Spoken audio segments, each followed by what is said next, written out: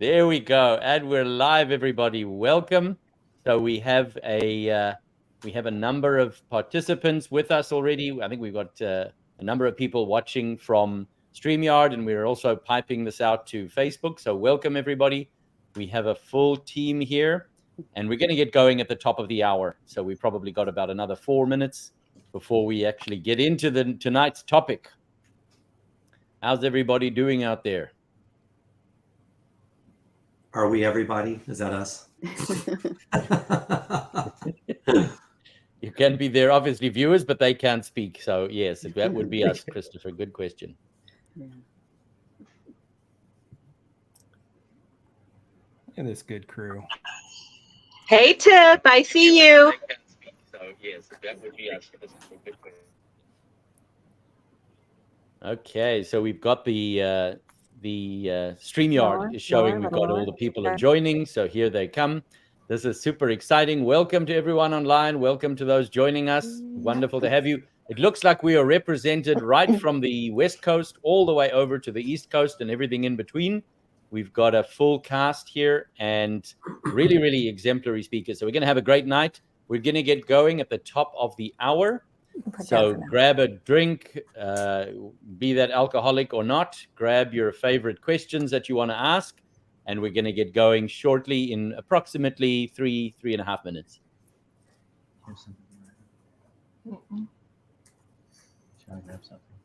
It's interesting. I see people speaking, but we're on mute. So go ahead, Chris. Give us what you've been dealing with or what you're feeling about tonight's session. Are you excited?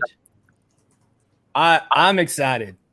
So here's what I think is going to happen. Well, I guess first we got to lay out the rules. Like the rules of this are the drinking game rules that we talked about yesterday. Since two things that are really good about this virtual summit aspect. One, there will be no Chris Rock, Will Smith scenario that pops off. No one can come up and slap me. So I'm very, very happy about that. That's clutch. Now, we will talk over each other because here's the thing. We like to talk. We're all talkers. So when that happens, we play the drinking game. When that, like, Christopher Lewis will talk over me because he's going to say, I'm not a Dodger fan. Quit saying I'm a Dodger fan. And I'll be like, I'm sorry. It slipped. You've been to 2 games since we met.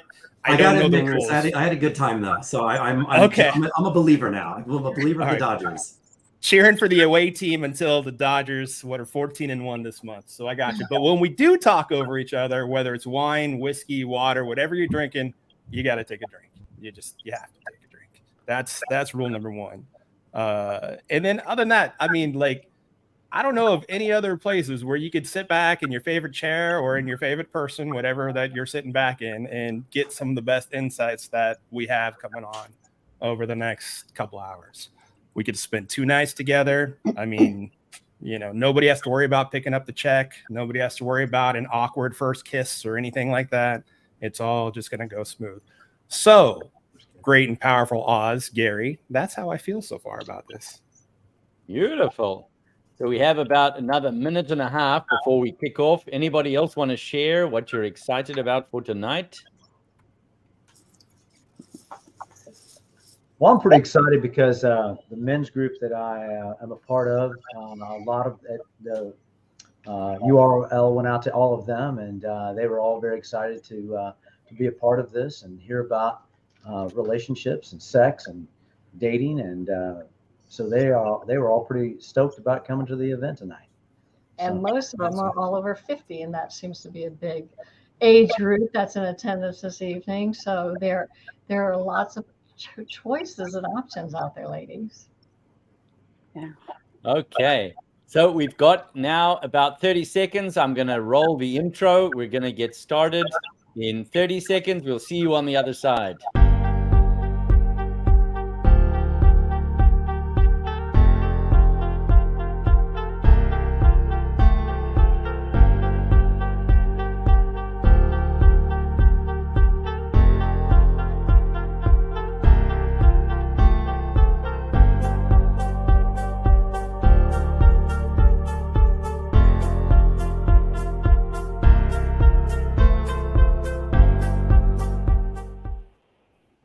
Okay, welcome everybody. Welcome to the 6th Dating Relationship Live Summit.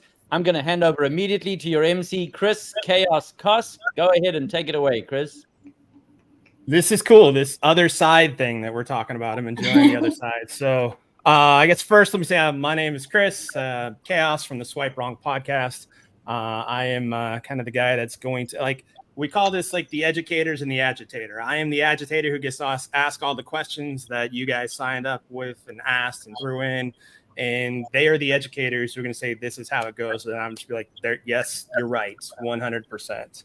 But I do got to say, as we're putting this together, there was a brains of the operation, the girl that kind of got us all together to figure all this out.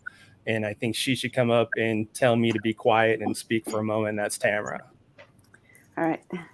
Thanks, Chris. And hi, everyone. Yep, I'm Tamara Scone. I'm the host of the Straight from the Source's Mouth podcast. And all of these people you see in front of you were on my podcast at one time.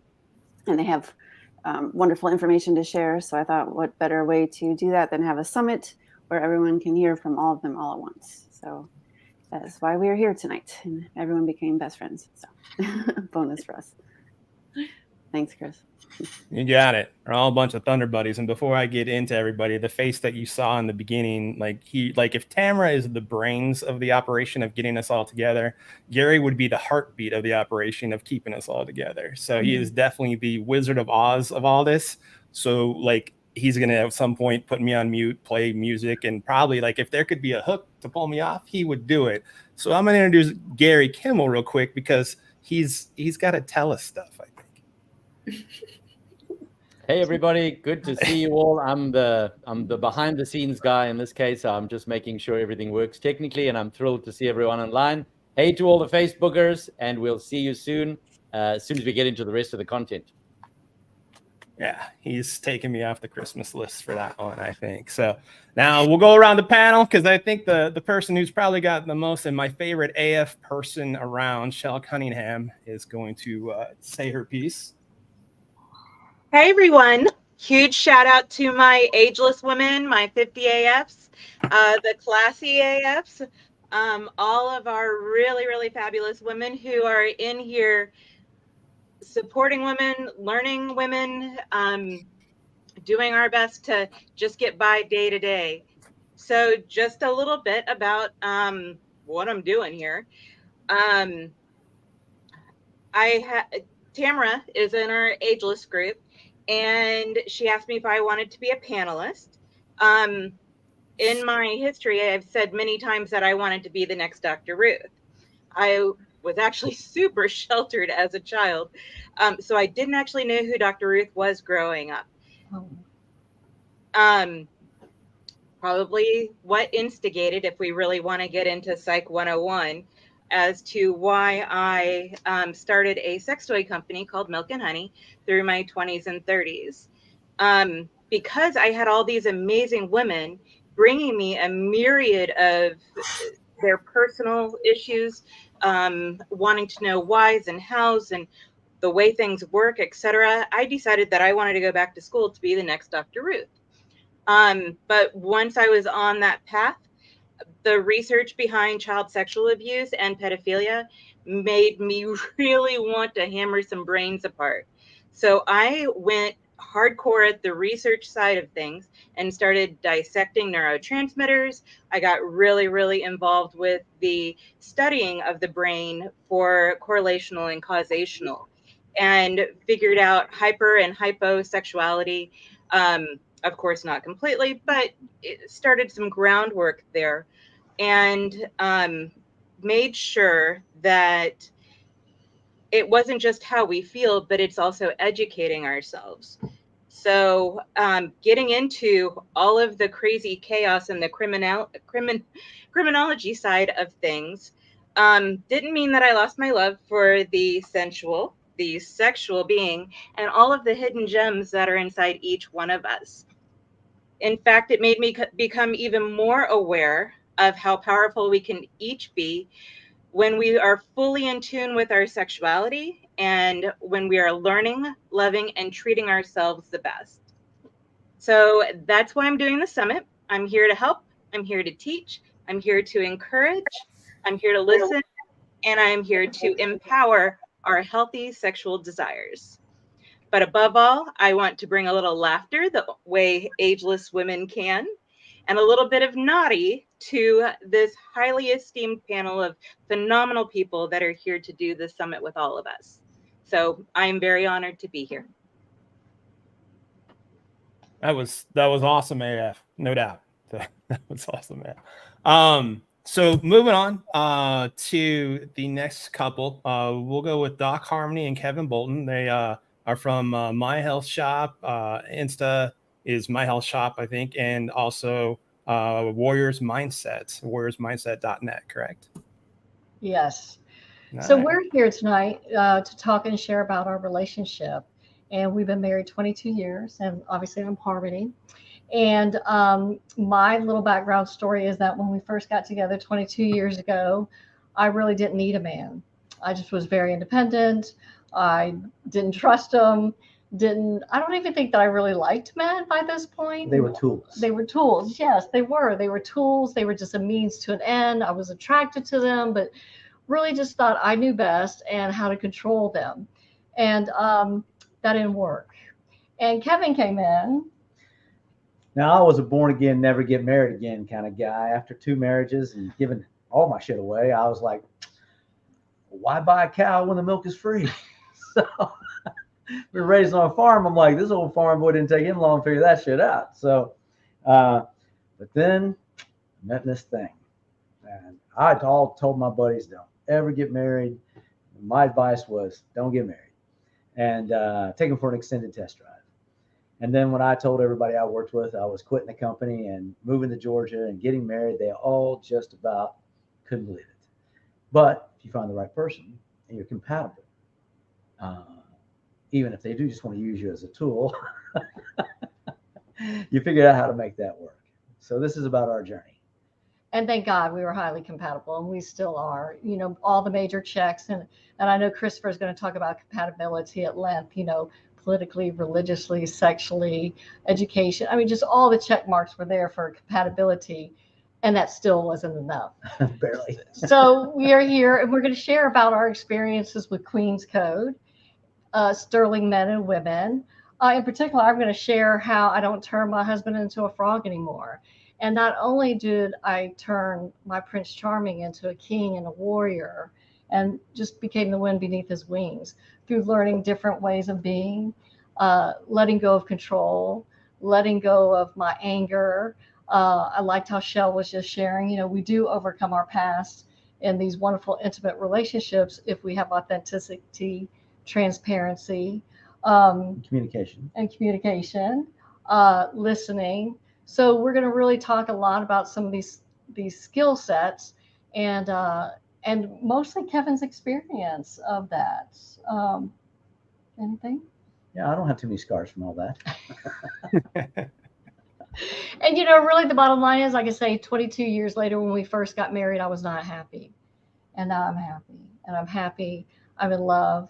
We've created a vision of a relationship that works, not a compromise, the art of negotiation. And so those are just some of the things that we're going to share and talk about, and hopefully make you laugh and make you understand or see things from a different perspective so that you too can have the relationship that you want. And you'll learn how to be a really good listener like me. So that's pretty much it. We're going to talk about also the importance of our men's groups and our women's groups, and how important it is to have our red tent and your group of warriors, and how we honor each other really as man and woman. Absolutely. Love it. Awesome. What I will say is, like, until like going into the show, you know, I got to learn a lot about each one of you guys. I knew about Netflix series Queen's Gambit, which has nothing to do with Queen's Code. Nothing, just so we're all clear. And I'm definitely all caught up on that by now. So now I would say Gary's better half. I'm not certain. Love Train Company, and she has a master class coming up on the truth about rejection, August 19th through 23rd. Sabrina La Vista. Got a drink. I said the name wrong. Hello, everyone. My name is Sabrina La Vista, and I'm the head coach of the Love Train Company. And we are a group of committed coaches that are all about people finding fulfilling romantic love that lights up their life. So a little bit about me and my story is about 10 years ago, I ended a relationship and got into a pretty nasty divorce. And it was so unpleasant at the time, as divorces and breakups can be. But as I was going through this divorce, an amazing transformation was happening to me because I was actually learning through that breakup, like what all the things that I was avoiding in myself, in partners, all the things that I didn't know that I needed or wanted from another partner, from my partner rather. So it was through that breakup that my biggest transformation happened. And I got very, very clear for myself what I was actually looking for in a partner. And it was through that process that I attracted my husband, Gary Kimmel. We don't share the same last name, but we share the same heart, right? So it was through that experience and actually attracting fulfilling romantic love in my life that I wanted to share all my knowledge and with women and with men. I coach primarily women and a few good men. And so our business is all about people being open to the possibility of fulfilling romantic love, that it is possible for you no matter what the circumstances are or whatever age you are. And so what I'm going to be focusing on is the things you need to know before you commit to someone, before you actually give your heart to someone, because I think sometimes we rush very quickly into getting into relationships without actually knowing that person before we say yes. So that is what I'm going to be focusing on. And yes, as Chris said earlier, I lead monthly master classes on different topics to do with dating and relationships. And my next one is about the truth about rejection. And that's coming up actually this weekend. So I'll be sharing information about that. And you are all very welcome to join in live. And that's it for me, Chris. Thank you. No problem. Thank you. That was awesome. So I think next we have our resident RN, head of hotel hospital security. I'm not even sure what she ended up being, but Treva Brandon, author of Done Being Single at a Late Bloomer's Guide to Love. How's the hospital life going?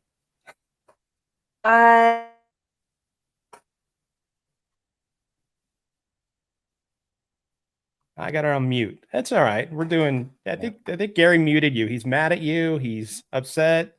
Something happened, but I see a mute there. Can you see me? There we go. Yeah, I can. Gary's nice now. He's like, all right, we'll let her talk. Okay, thanks, you guys. Yeah, so my husband was in the hospital the last few days, and so I've been doing kind of double duty, preparing for this summit and being Nurse Cratchit to him, and so here I am. I wear a couple different hats, I guess. Now I'm really a nurse. I'm professional, not sexy. Nurse Cratchit. Okay. So yes, so I am Treva Brandon Scharf. I'm an International Coaching Federation certified life, dating, and relationship coach, former fitness professional, midlife marriage first timer, and author of the new book, Done Being Single, A Late Bloomer's Guide to Love. I got married for the first time at 51, and I use my years as a longtime single person and an athlete to teach people timeless truths about dating and being empowered. I like to think I cracked the code, not just to finding love, but to finding myself too, which is what happens when you're single for 50 years. You have time to think, you reflect, you take action, and you find acceptance. Author Malcolm Gladwell, if you've ever heard of him, once said that if you do something for 10,000 hours, you're an expert. And I probably spent 10,000 hours dating. So if I'm not technically an expert, then I'm definitely an authority. I've been there, I've done that, I've dated that, and I can guarantee you in one way or another, I've walked in all of your shoes. I've lost, I've loved, I've lost, I've struggled, I've triumphed. And here's what I can tell you for sure, that the better you become as a person, the better you will attract. And I'm going to repeat that again. The better you become as a person, the better you will attract. Finding the right person starts with you. And that's where I come in. I help you crack the code, which, by the way, isn't as top secret as you think. Tomorrow night, I'm going to give you the combo and the keys to cracking the code. They are all handpicked. They are all test-driven. They are all personally curated, and I hope you all join me. It should be a fun, interesting, provocative chat about all things dating, finding love, and yourself. Thanks. Take it away, Chris. Well done. Well done. Walking in all of our shoes, there was this glass flipper that Allison doesn't want any part of, I don't think, this Cinderella thing. So Allison Jane, she is from Inspired Life Tapping and the author of Finding Love Again. I believe it's a good time for her to come over and say, Chris, shut up and let me talk. Chris, shut up and let me talk. Done. Hi, everyone. I'm Allison Jane. I am a psychotherapist and an EFT tapping practitioner and a midlife dating mentor.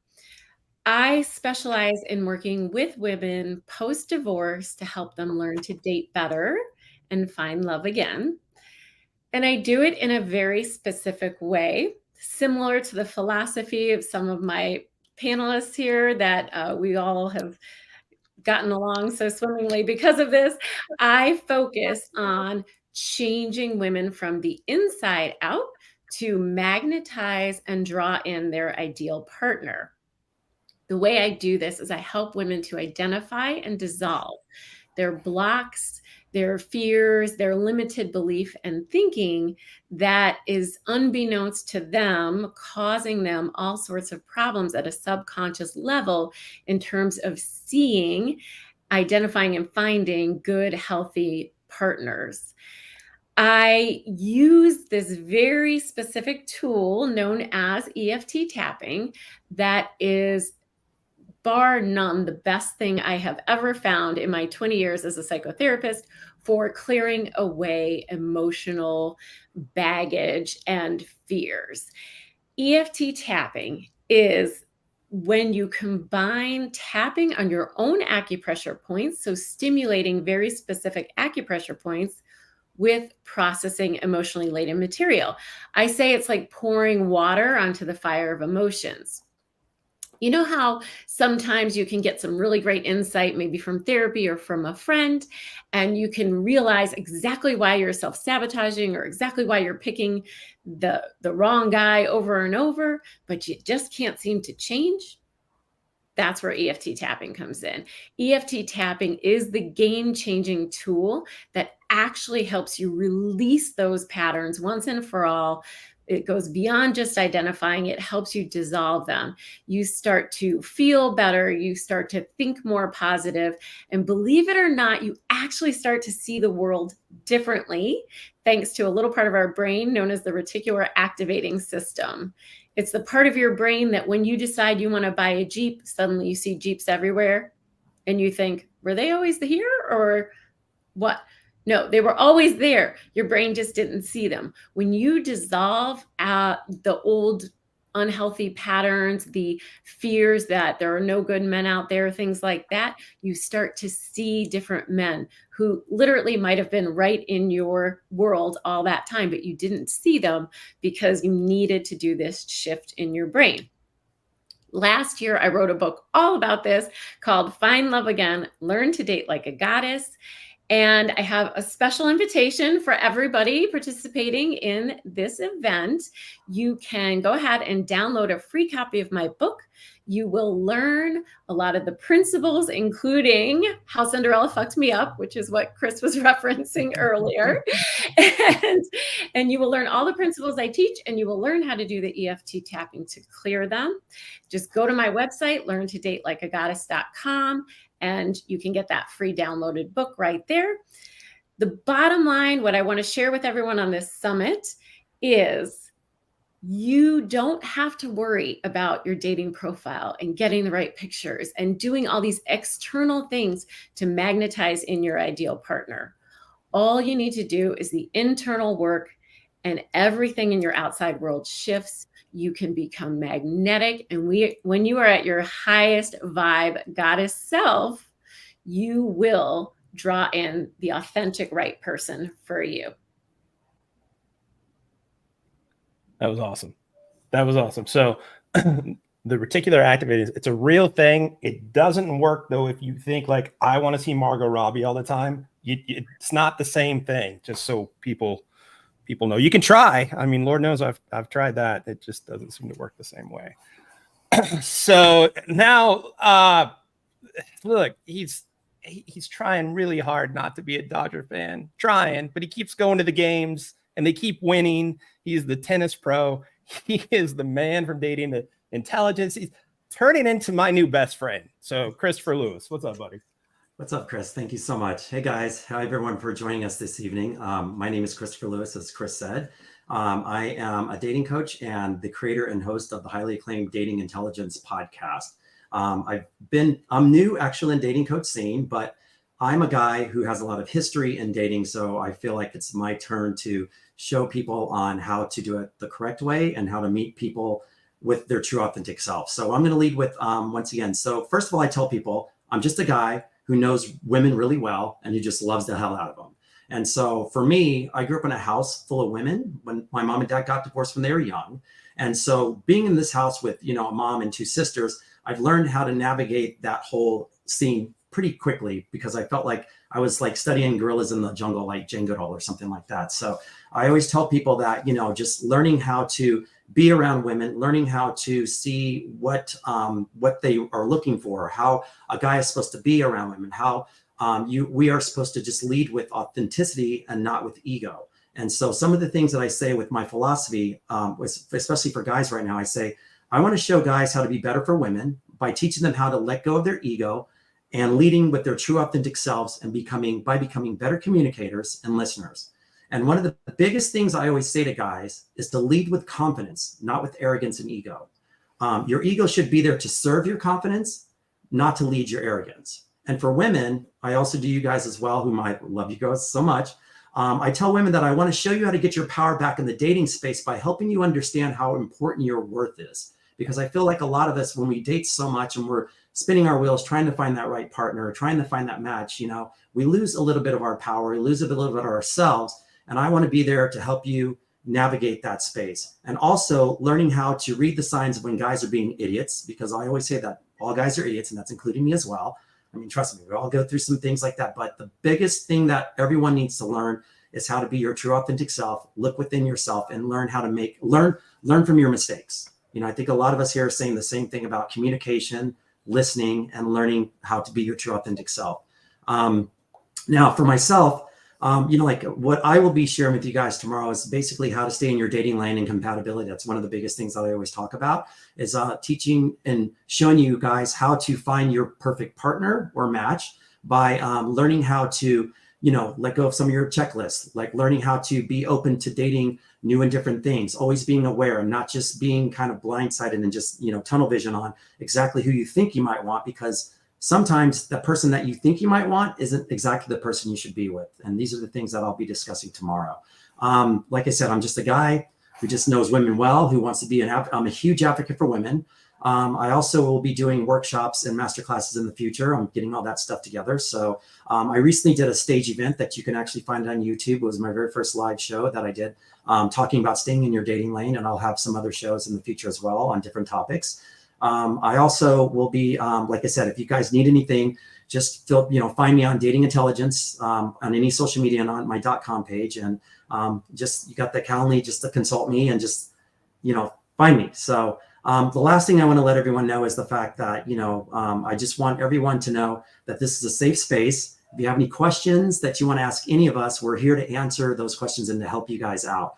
Like I always tell people, my job is not to answer and give you the answer. My job is to ask you the correct questions, ask questions that are mindful about yourself, that you will discover what you already knew. I mean, because most of us already know the problems in what we do, why we do it. It's just being able to hear and be able to listen to our own inner selves and be able to solve those problems. And so, I mean, I'm working on stuff like that right now as well. So, I mean, we all have stuff going on, and it's always ebbing and flowing, and you should always be growing, always learning. And every time you make a mistake, just sweep it under the rug and keep moving forward and pushing for that next high. So, that's what I do. So thank you. My guy, nice job, buddy. Lots there. Like ask, safe space, all that. Like if guys can do some of the stuff they do behind keyboard courage, ask all the questions that you want to ask tonight for sure. My other buddy, Andre Paradis, got it right. See, nobody gets to drink on that one. My guy from Project Equinox. What's up, big guy? How you doing? All right. Good to be here. It took me a minute to get here. A little bit of a challenge. So my name is Andre Paradis. I'm based in Los Angeles, and I'm a relationship coach and NLP coach. For those of you who don't know, it's neurolinguistic programming. That's how we do the emotional release stuff on my clients. I'm an educator of effective communication strategies. Dum, dum, dum. It's a big title, but it's essential communications in all your relationships, love relationships, parental, parent-child, at work, your coworkers, your friends. This is where most of us fall short. And there's a ways to do all this. You can learn everything, obviously. I'm also a public speaker, workshop leader, 2 times Amazon #1 bestseller. And get this, this is my favorite. I'm also an ordained minister. So for some of my clients, not only do I coach them into healthy, loving, long-term relationships, but for some of them, I actually marry them myself. I just did 2 this summer in Texas and Las Vegas. Clients that I met a year and a half, 2 years ago, didn't know how to, find a relationship, find a man, find a woman, did the program, came out the other side going, that makes so, because nobody teaches really the dynamics, the work, what's in our culture right now. Sounds really good on paper, equality and all that stuff. But most of the stuff out there will teach you what doesn't work. If you apply what is the new normal, it ruins. I call it the kiss of death in the world of relationship. It's interesting. It's counterintuitive. So if you stick around and you'll hear me, I'll describe that. Tomorrow night we're going to talk about all this. But I've studied with 5 masters in the field of relationships, so I can explain the dynamic between men and women, or men, women. By the way, it's exactly the same. Doesn't matter your orientation or what's in between your legs. We actually study and research the people who are sustaining long-term relationships, whether they're straight or gay. The people who have managed to build relationships healthy, loving, long-term, all have one thing in common, and that's the gift, right? So when you understand how that works, and all this stuff is based in nature. So what I teach is nature and science mixed with psychology, with anthropology work, chemistry. The chemistry of our bodies has us behave differently.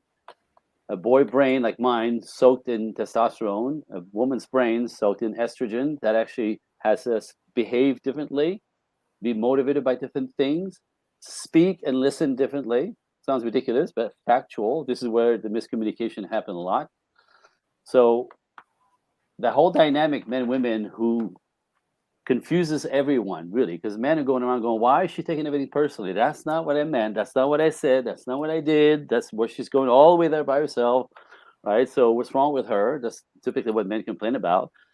And women experience men as shallow, disconnected, selfish, self-centered, not understanding a hunter paradigm. The hunter brain functions in a way completely different than the gatherer's brain. That's the anthropology part.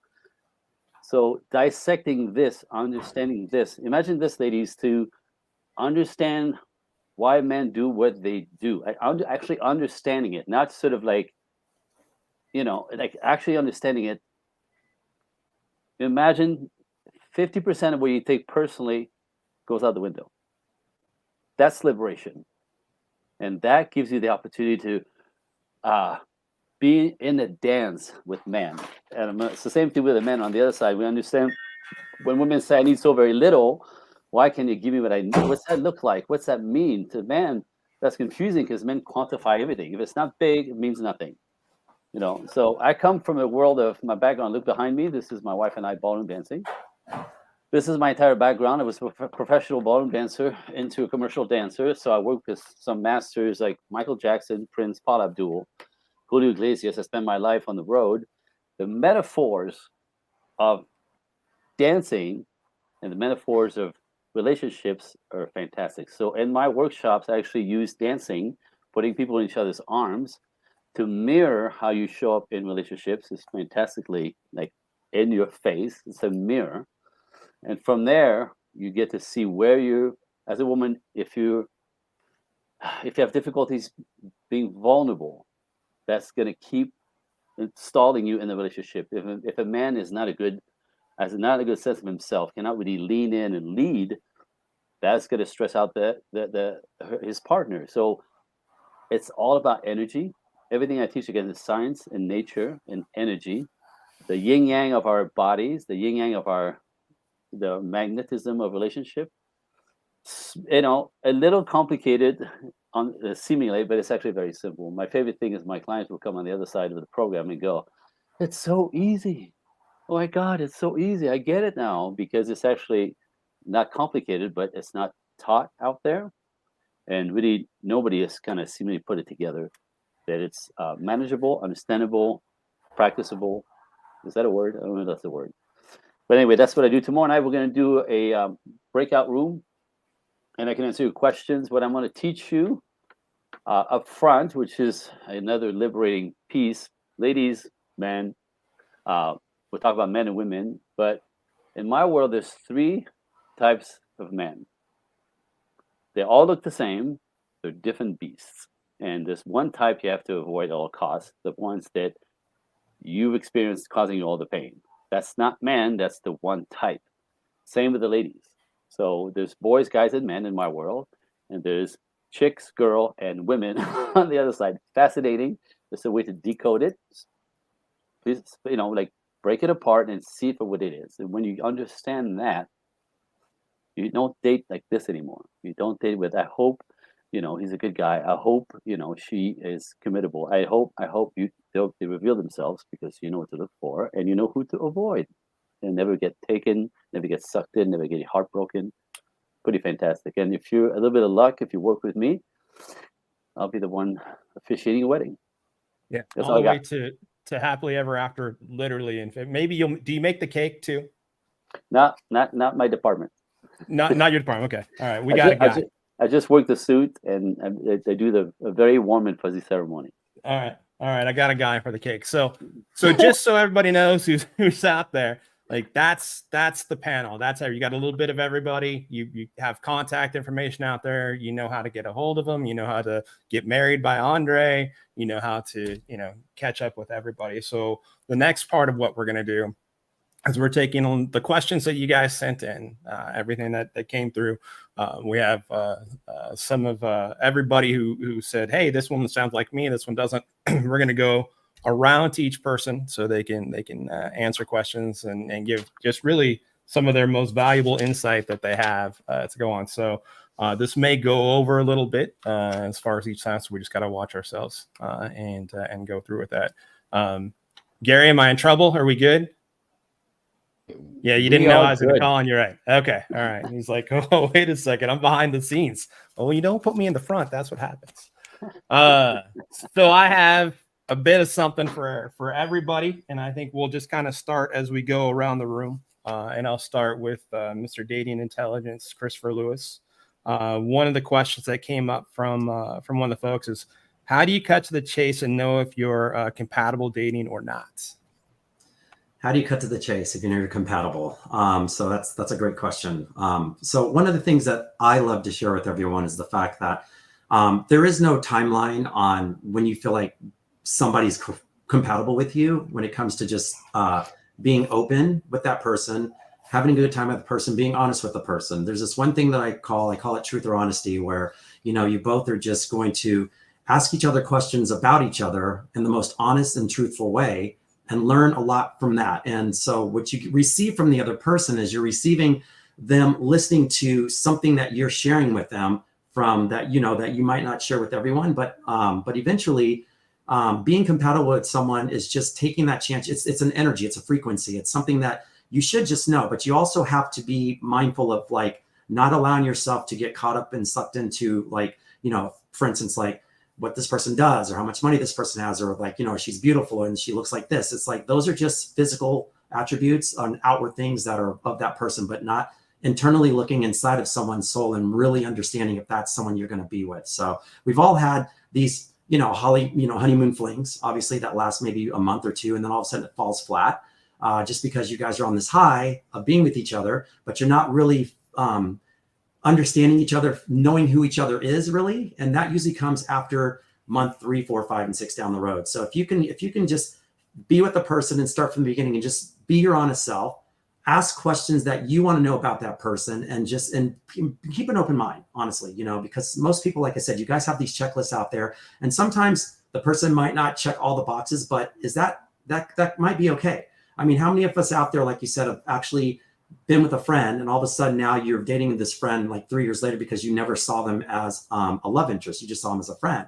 But at the same time, you know, there's people out there that are compatible for each other because it is a like energy and a like frequency that we just get attracted to right away. So sometimes that's great, and sometimes, like you said, it's a pitfall, because like once again, you're only acting upon your energy, your sexual energy versus your compatibility energy. So always be on the lookout for that as well. But the best thing is when you find someone that you're sexually compatible with and emotionally compatible with, and that's the perfect mate for you, and that's where those frequencies are going to vibe, and that energy is just going to be magnetic magic. And if you guys can just keep that going and just, once again, just stay communicative, listen well, be honest with each other, it can go a long way. Awesome. Sign me up for magnetic magic. Sign me up for sure. Absolutely. Another question comes through. Doc Harmony and Mr. Bolton. How do you keep your partner as an important part of your everyday life? You want to go first? Go ahead. So at some point in our relationship, I had to just decide, and it was early on, thank goodness, that Kevin was my number one priority. How did that show up? We had, you know, children, we had animals, we have a large property, we have a lot of things to take care of and maintain, but my husband is and has always been number one. And that just shows up by taking care of his needs first and foremost. And then what shows up for me as a woman, the caretaker, the nurturer, is that he would never ask me not to put him first. And that's what made it so easy to keep him number one. I never felt conflicted that my other priorities, children and household and work, was not important. And so, so that's, for me, it's been my number one priority. And that's where I learned about Queen's Code and taking Sterling classes and Landmark Forum, because at the end of the day, I want to be the best version of myself for my husband, and so that we can have the best relationship possible. So I think many of the other panelists have already said, I work on myself. And the more I work on myself, the more I can show up as the best version and can love my husband in the best possible fashion. And I mean, to go off of that, to be honest with you, I don't treat her necessarily like my wife. I treat her like my wife and my girlfriend. Mm-hmm. So, you know, I don't let the romance die. I continue to flirt with her and continue to support her in her ways of being a woman. Mm-hmm. I stand on my terms. And, you know, I think so often what lacks is good, strong, masculine leadership in relationships. Not all women want that, but surprisingly, a number of women do. And they want a man to have integrity and strength. And when that knock happens at 2 o'clock in the morning, they don't want to have a question who's answering the door and how they're going to handle it.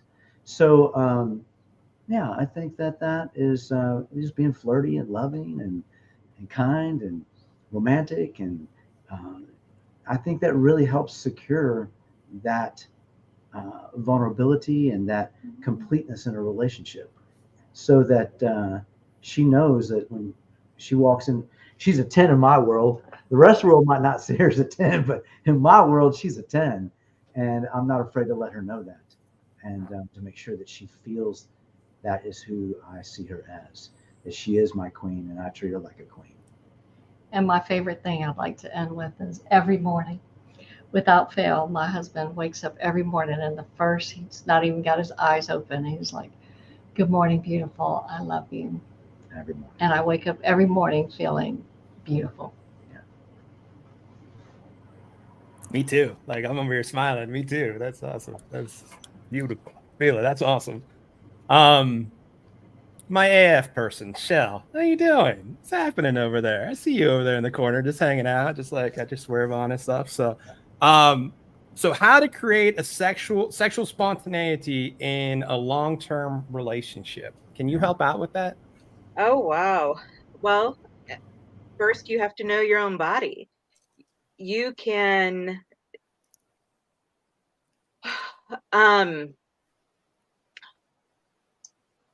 if you are not willing to explore through all of your changes, hormonal, age, no, those are the two biggest ones to me because I'm there with both of them. But if you're not willing to make sure that you know your body and know what kind of makes you tick, there's not a point in doing anything spontaneous that is going to flop. So you have to be open to the idea of keep getting to know your body over and over and over and over again. And your partner's body.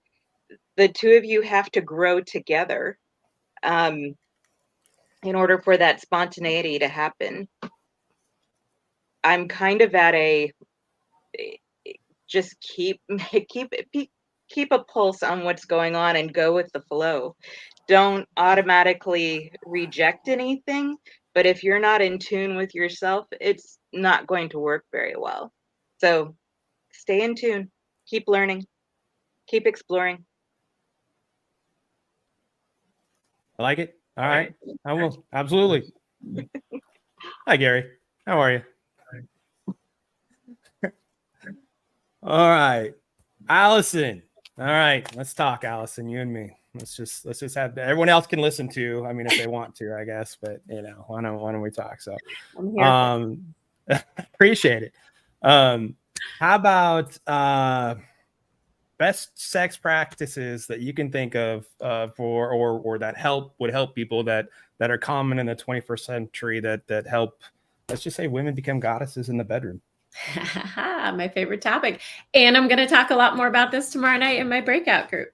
But I will give you all a little hack tonight before we get into it further tomorrow, which is to use the tool of mindfulness in the bedroom. So I think one of the big problems that people have with having intimate relationships, with sex and sexuality, is that we tend as a society to kind of operate in our heads all the time. We're thinking about, dinner tonight, what we have to do tomorrow, what's going on. Or in dating, you're thinking, does he like my body? What do I look like in this angle? I better keep the lights off. I hope he doesn't see my cellulite, whatever it might be. We're in our heads. We're thinking, and we're not in our bodies. Mindfulness is the practice of experiencing the moment to moment as it unfolds. So I spent many years teaching mindfulness to people, and now I apply it to the bedroom, both personally and professionally, working with my clients. And it can be really, really easy to start to adopt. Just focus on feeling physical sensations when you are being sexually intimate with someone. Notice the touch of your partner's caress on your skin. Don't think about it. Don't be in your head, I think it feels blah, blah, blah. No, just feel, just notice, just be mindfully present in the moment. And when you start doing that, and when you get more courageous about that, and you really sort of give into that, you will lose yourself in sexual pleasure, you will receive, you will orgasm, you will take things to the next level in terms of your sexual pleasure with your partner, and your partner will love it.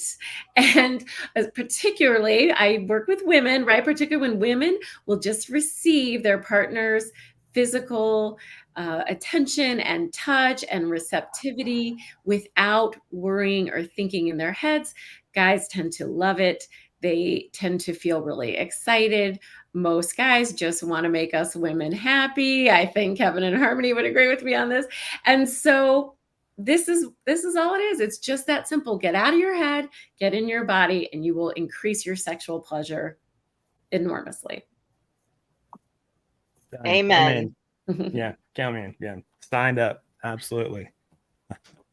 My love train company girl. There she is. Sabrina, how are you? Feeling okay? Doing all right over there? I'm feeling great. Thank you. Well, I got one for you. So yeah. I got a female viewer who sent in this question. How to jump into the dating scene after being out for over 20 years. Very good. How to jump into the dating scene after being MIA for 20 years, right? It's a big question. So first of all, I would say congratulations. I would say I would acknowledge you for putting yourself out there, wanting to create an amazing relationship with another human being. I don't know the circumstances around why the big gap. You know, you might have had a breakup or a divorce. But I can say if you are at a point where you are ready to get back out there in the dating scene and attract someone that's right for you, that deserves a huge congratulations, because I think we live in a time where we can get very cynical and resigned around opening our hearts and around the possibility to relationship. So that you're willing to go for it is already a huge, tremendous positive sign. And so I would start with sharing that you are single and you are looking. And I would start with sharing it with people in your life that you love and you trust. So your trusted friends, your trusted family members, reach out to those people that are rooting for you, have always rooted for you. They're in your corner. They're the ones that have your best intentions in their hearts. So they're the ones that have your back. Those are the people that you want to start sharing your love intention with. This is, I'm single, I'm putting myself out there, I'm nervous about it maybe, I'm excited about it. I would love your mentorship and your guidance and your recommendations. So that's something else I often tell my clients, that your friends are the best people to set you up with someone because they know you. And every single person knows a minimum of 200 people, a minimum of 200 people. So you undoubtedly have someone in your community, in your life, that could give you a fabulous recommendation. And there's no better way to meet someone than having a trusted friend recommend them to you. So in the age of online dating, which I also recommend to my clients, you know, you don't get that. You're meeting someone like completely new, you don't know them. They're, you know, this is the first time you've ever met them. And so if you're someone that is jumping in for the first time and hasn't done online dating, I highly recommend that too. I highly recommend it. It's a tremendous tool once you learn how to use it to actually meet lots of new people. But if you're a particularly sensitive person or you get triggered really easily, I hear Chris laughing, I would highly, highly recommend that you get a coach or a mentor to help you navigate the world of online dating. I have clients that are in their 70s, actually, that have tried online dating for the first time and attracted a partner. So it is absolutely possible, but without the tools to do it, to navigate it, it can get a little tricky. Just like meeting people in real life can get tricky, right? So the last thing I would say is approach jumping into dating like it's a practice. you're not getting somewhere with it. There's no outcome when it comes to you connecting with that person in front of you. Let go of the thoughts of, is this person the one? Are they right for me? Do they like me? Do I like them? These are inevitable thoughts that come on your head when you're on a date with someone. But what I would say is notice those thoughts when they come up, and remember, I'm practicing.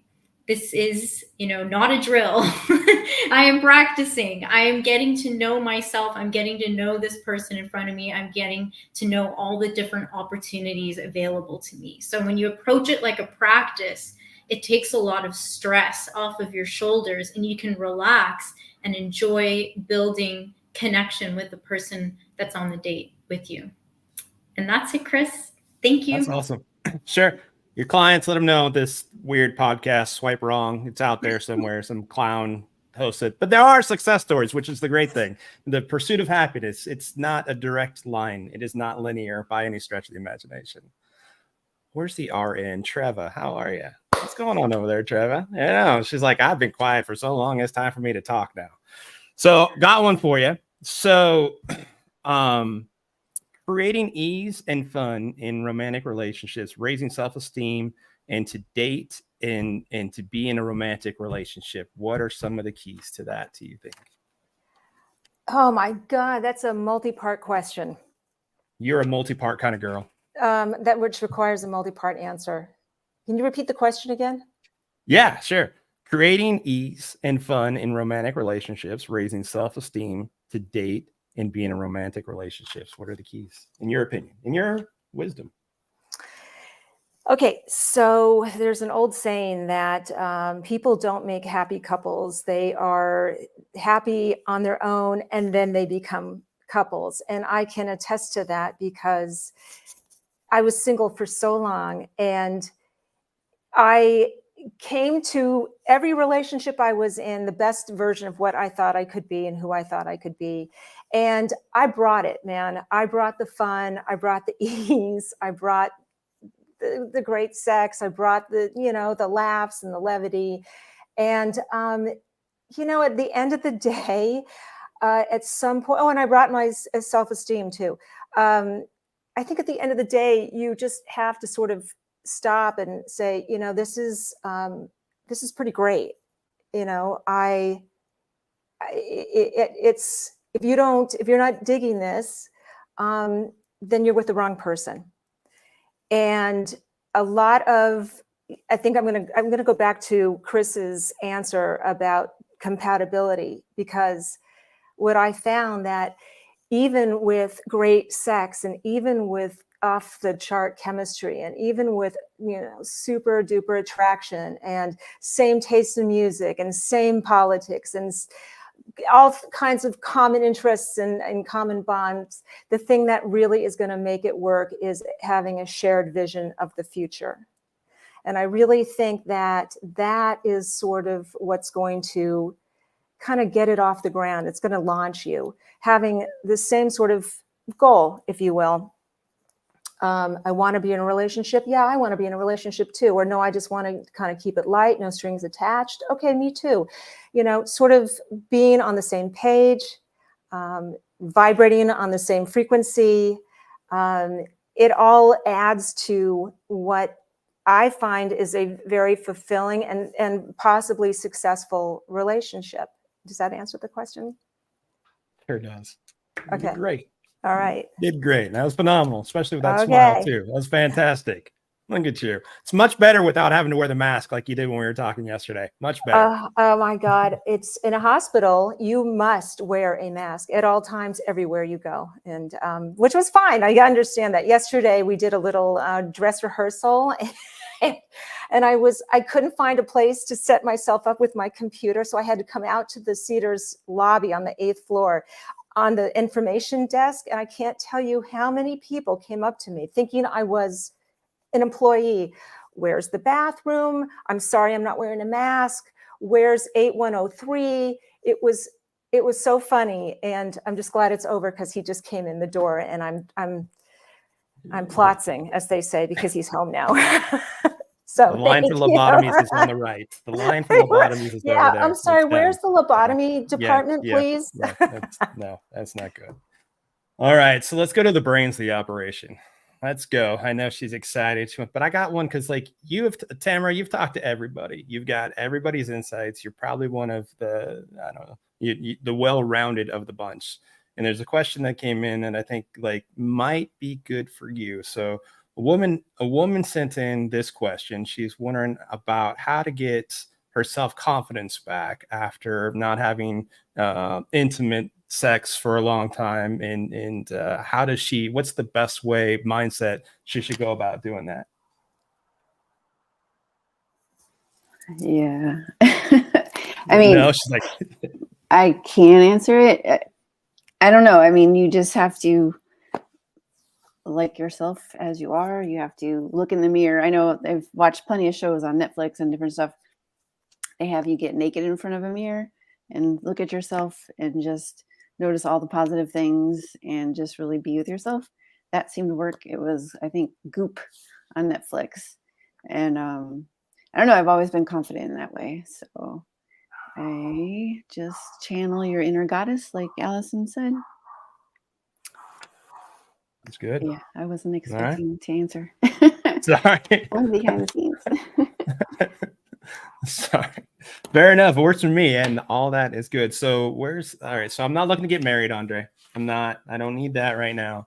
But how about we go with a gentleman asked, Yes. what impact does online dating have in the attitude and mental health of those in the dating pool? Ooh, well, I'm just going to give you a piece of what I hear all the time. What the hell is going on out there? This is what I hear all the time. I've had clients ladies and men, it's interesting, they react differently, but the ladies will say, I had one lady who was online dating for 4 years and never got one date. Now, tall, beautiful, posted the pictures of her classy with her hair done, pictures of herself in sweatpants, so she looks like a real person, walking the dog, and tried every aspect possible, and no dating, no action, no follow-up, just chime in and then disappear, and hey, you look pretty, disappear, and then she ended up with lower self-esteem on the other side of 4 years of online crap, that's what I called it, then if she, was constantly felt rejected. Thousands of possibilities. This is really why people do it. Thousands of possibility and very little quality.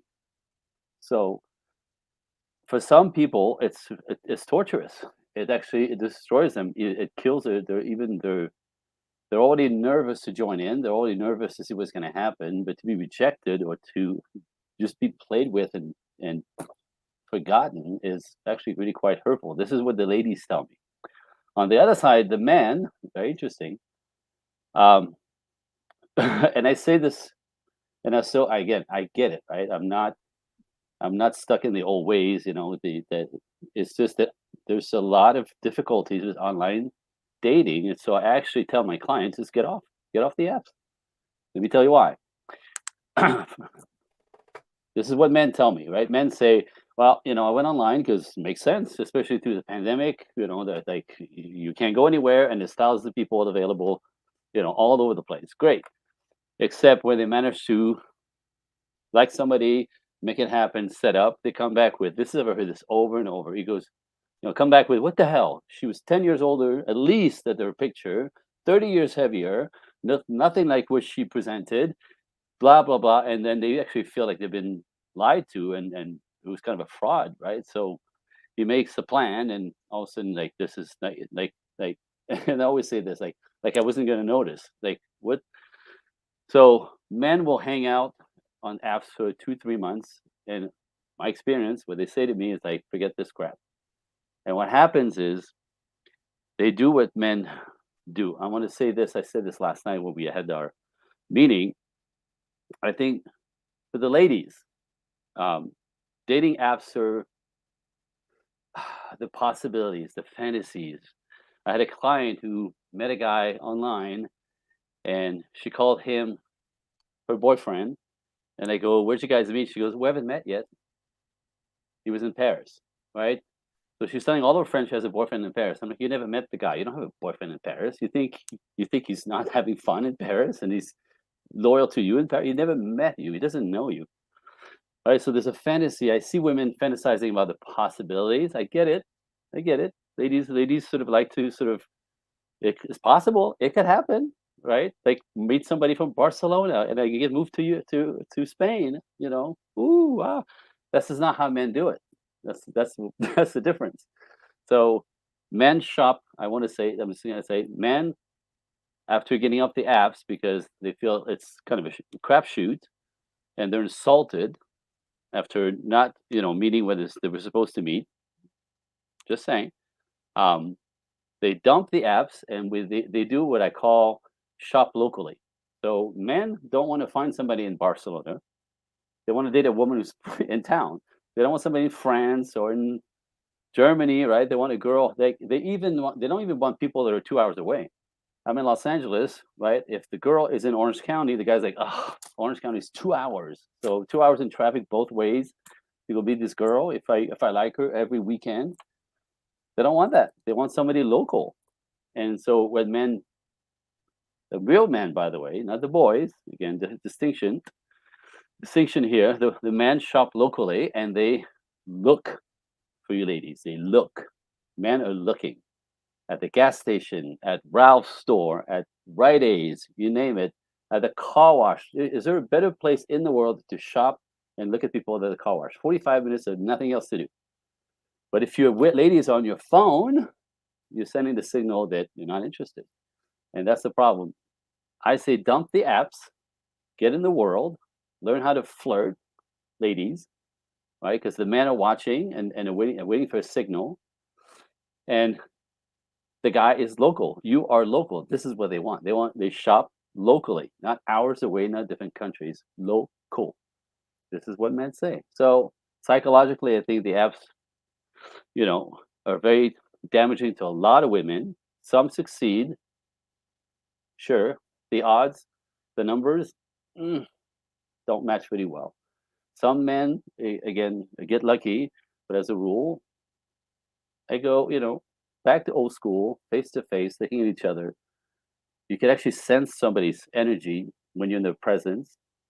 Standing in line at Starbucks, you'll have a sense of that person, that man, that woman nearby, energetically, pheromones, nature, as opposed to some screen and I'm just saying. So, again, my advice to my clients is we use the apps to practice dating because there's a lot of people too, but there's a filter to find the one out there live, if that makes any sense. So makes sense. Makes sense. I can dig it. So and I guess I hear this a lot because I'm on, that whole swipe wrong thing, but I always say experiences over expectations. That's like, I think one of the biggest things that you can go into with that. All right. So now I have to apologize to everybody here. Like, I'm sure there's plenty of times when everyone's like, wait, I want to say this about that. And I want to, so, my fault. I just want to make sure everyone got their say and everybody got to hear from everybody else. Now we have bloodshed and chaos, and I guess I can play the part of chaos. There are community questions that I will ask, and I'll just kind of deem, hey, these were set up maybe for these three, but if somebody else wants to kick me in the shin and go right ahead, by all means, go right ahead. So everybody who's out there listening, if your drinks aren't full, go fill them up, because this is the part where people will step on each other and spill over, and the drinking game will commence. This will happen. My drink's empty, but I can't leave. So, all right. So we'll start it this way. We did have a question come in, and I'm just going to leave it to a bit of an open forum on this one, because I think it had something to do with Andre's answer. It came through the chat that are there more older women single than men, do you think? And actually, I'm just going to start with Miss AF over there in the corner, because she's like me, here I am. So just your belief from your insights. I don't know that. Well, first of all, women tend to live longer than men because we don't do a whole lot of stupid stuff. Showing off. I get it. Yes, a little bit of showing off, a little bit of I can fix that. On a ladder with wheels, 2 stories up kind of thing. So perhaps there are more women available than men, but I think that once you reach a certain age, you're just tired of the bullshit. So yeah, sure, there are a lot more women out there, but they're dating for different reasons than, say, someone their age on Viagra. Might be a little confrontational, but we discuss quite a bit in our group in regards to those kinds of habits. Anyone else? Jump in. Let's go ahead. No one? So bring the question again. Bring the question again. The question again. Are there more older women single versus men? Just I belief. I don't know. I'm a geek. I look like a musician, but I'm a complete geek. I research everything. I'm all about statistics, numbers, data, right? And so I don't know any data about this. We know there's 3% more women in the world than men to start with. So we have that. So yes, there are more women available. At what age, how, why? We know the statistic as far as I'm not sure if that's sexy to talk about here, but hey, let's get real. That women typically by 80% are the ones leaving marriages, not men. So women choose to leave much more than men. Interesting. And on the other side, this is what I experienced. And then how to find somebody when you're older to line up with your new value in a pool that's this big, the pool that's this big. So a lot of women, I think, find themselves left behind with nowhere to go fishing in the realm of finding a solid mate a little later in life. But the data itself, I'm not familiar. Hopefully the pool is the only thing that big. Just saying. Chris, I want to comment on this question, not to necessarily answer because I don't know statistically either, but I think the more important thing is what's behind that question. And to me, what I hear is fear. I hear the woman asking that question saying, I'm afraid that there are way less available men than women, meaning I'm going to get left out in the cold. I'm never going to find a guy. The old Harry Met Sally quote that kept getting repeated in that movie for those of you who remember, where it's like, I think Carrie Fisher kept saying you're more likely to be kidnapped by terrorists over 40 than to get remarried or find a man, something ridiculous, right? So women have been inundated in our society with this fear-based messaging that good men are a scarce resource. There's very few out there. And therefore, you have to fight your way to get to a good man. Mm-hmm. And to me, that's all nonsense because it all comes out of a lack, scarcity kind of mindset, fear-based mindset. And that goes to that doing that internal work, because if you are no longer afraid all the time and going out and looking with this, oh my God, am I ever going to find a guy kind of perspective, then no, you're not going to find a guy. But when you can let go of that fear and just move into grace and ease and enjoying your life and not hyper focused on the lack of men, then you start to see men all around you and available men. And, there's a lid for every pot.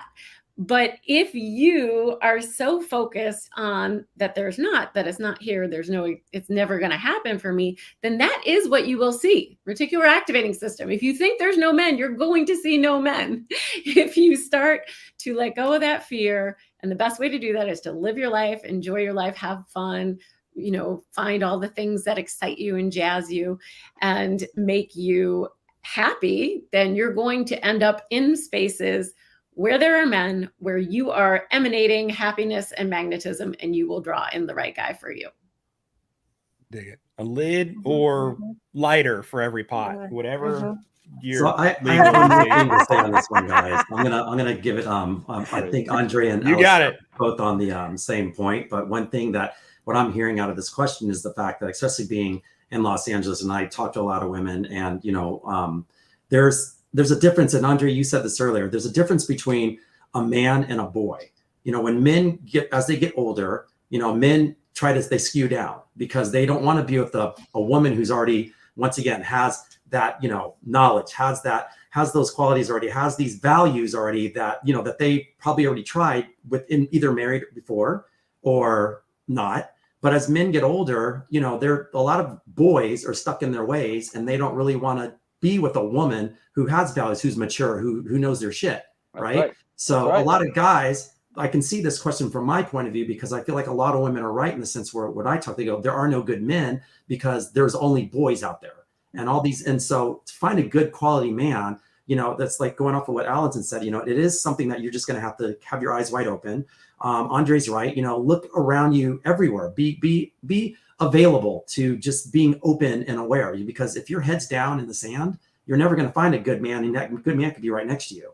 So I see this as a spin on both of what you guys said, the difference between men and boys. And so I agree with what you guys were doing. Well, thank you. Yes. Appreciate that. I agree with you. Pot for every lid. Lid for every pot. How's the saying go? Yeah, lid for every pot. Lid for every pot. Yes. So lighter's wrong.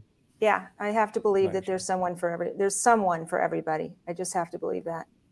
Chris, I'd like to say one thing regarding this conversation. It's such a good conversation. And what we've been talking about a lot is like out there, it appears that there isn't like the right guy or the right woman for me. They're not right for me. There's something wrong with them. These are scarcity thoughts. These are fear-based thoughts. But the other piece that we don't normally ask is, who do I get to be, and what am I offering that would attract the kind of person that would light me up, and I could light them up too?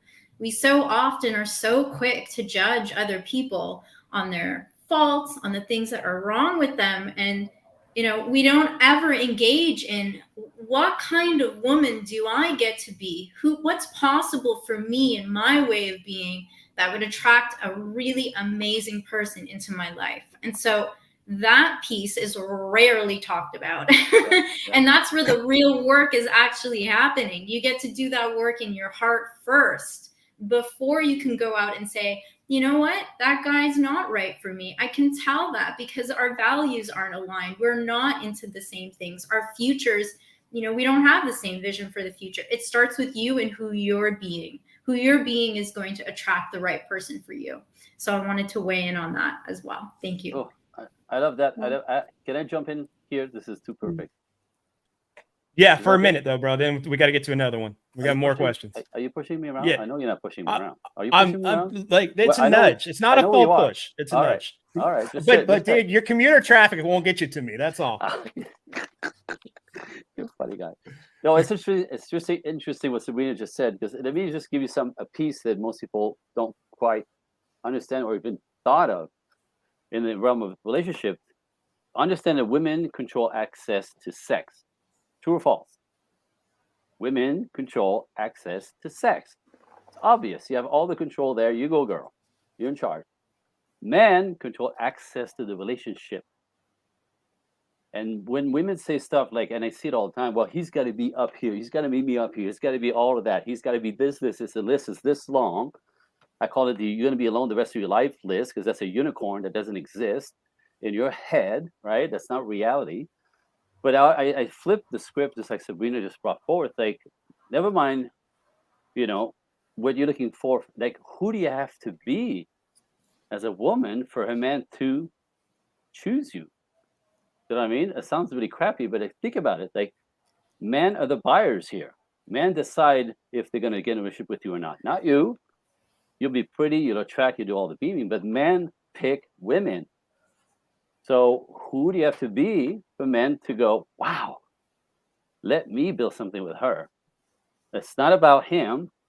You have to know what the buyer's buying. I hate to say it, it's crass, but you know what I mean? The power is in your hands for offering what men are looking for. And most women have no idea what men are looking for. Most women have no idea what makes a man show up, keep showing up, commit, and ultimately go on one knee. What makes a man commit? No one knows. I don't even know where the macaroni and cheese is at Ralph's, See? so I'm not certain. But that's a huge piece, right? What makes a man commit? It's very clear to men, except they can't really explain it. So, all right, I'm done. Sorry. So, all right, no worries. We got a question in the chat, and I'm gonna drop it in over at Kevin and Harmony's house so they can weigh on it first. But I have a feeling that everyone is going to explode and have an opinion. Now, don't forget, we also need to get into information on your breakouts tomorrow. Anybody who hasn't registered and is just watching the live stream or something, make sure you register with the link so you can get the Zoom invite. And we all are best friends again tomorrow, because hanging out for a couple nights is a good thing. Right. So make sure you have that. But the question, and like I said, we'll start with you. Do you think it's forcefully, and that is in all caps, they're yelling at me when they say forcefully, needed for a relationship to work that is a man has a masculine energy and a woman feminine energy? Or do you think what's important is balance in energies? Go ahead. Who's answering? So all we can speak to is a male and a female relationship with all those appropriate body parts. So anything outside of that realm, we're not addressing that. I just want to, because we love everybody. But yes, absolutely. In the beginning, I acted like a man. I wanted to be in charge. I wanted to control. I wanted to micromanage everything. I thought I knew best. I thought I knew how it should be. Our first fight, interestingly enough, it's hysterical now. At the time it wasn't. We lost a lot of food over it and items that went off the balcony. And it was over head of household. So we were just arguing. Of course, we have no idea about what. And he goes, babe, there can only be one head of household. And at the same time, we're like, yeah, it's me. There's clearly a problem, clearly. And through all my work with Queen's Code, through all of the Sterling Women's, I have discovered being a woman. And like Andre made the very poignant point, I say to a lot of my clients, if you want Prince Charming, are you being a princess? Hello. And I wasn't being a princess. I was being competitive. And I was boxing with his ego on a regular basis. And once I discovered certain tips and tricks and became more female, more gentle, my voice became more gentle, my tone became more gentle, I listened more appropriately, I stopped interrupting, and I stopped saying, I know what you're thinking all the time. And I became more feminine as our relationship absolutely blossomed into the dream that I've always wanted. And that's just a quick summary of 22 years of being in a male and female relationship. So I would answer yes. And I honor his masculinity. I'm no longer afraid of it. I welcome it. I cherish it. I love his masculinity and his virility and his strength. And it's just a huge turn on for me. And it was an absolute competition. I mean, it was sword fighting on a daily basis. And, for me, that shit was fun. I'm like, oh, you want a sword fight? This is freaking awesome. Let me just slay your ass, And and it's not cool because it doesn't create a loving environment. So, and I think on the same hand, where she learned her power as a queen, where she learned her power, for us guys, man, that feminine power slays our ass flat. I have not to compete against that. When she speaks to me in that little coy voice, I'm like, oh shit, what's it going to cost me? It's like, I want to serve her. I want to protect her.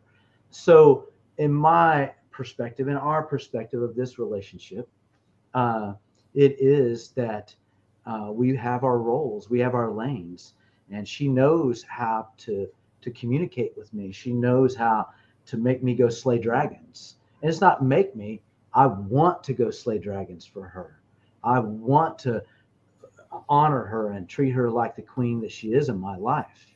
And I think those traditional roles, sometimes we lose focus of that, and it makes it more challenging. But, I think the other key is that men, we talked about boys and guys and men, like Andre said, there's a real lack of training to bring boys or guys into a masculine role where they know how to be a man and they can make unselfish choices for the relationship, so that the relationship is the most important unit.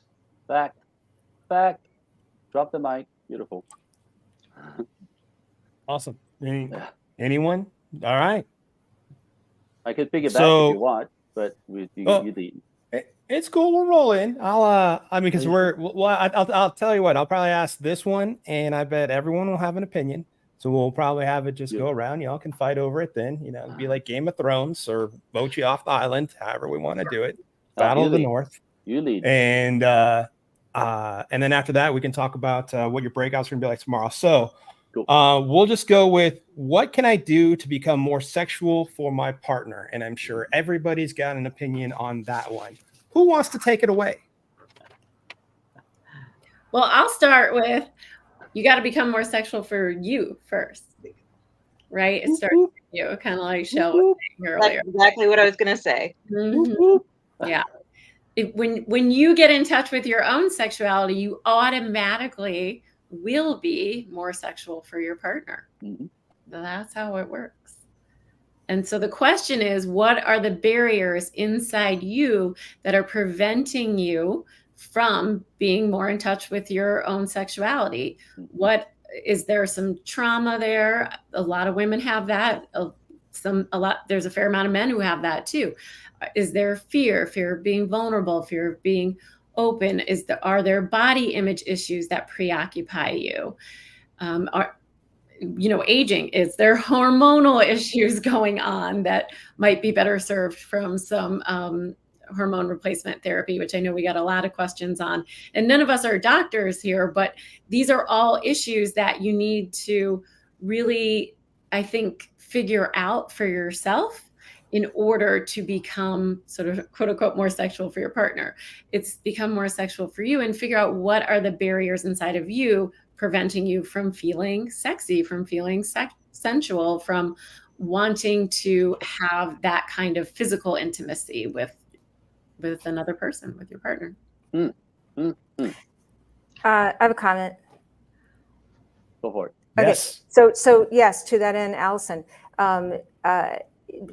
getting out of your head and being in your body and taking stock of all that's great about you, knowing who you are and what you have to give and what you have to offer is applicable to dating. It's what gives you your power. It's what makes you feel as an empowered single. Same with sex. I think the best sex just comes from being okay in yourself, letting go, and that's hard. That's a tough. That's a heavy lift for some people to feel good in their body. Some of us are a little better at it than others. Some people feel a little bit more comfortable, that have less hang-ups.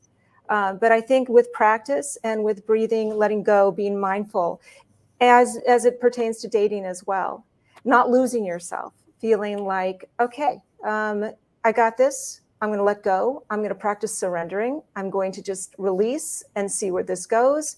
And again, taking stock of who you are, what you've got, a little inventory, and feeling good about yourself and letting the rest go.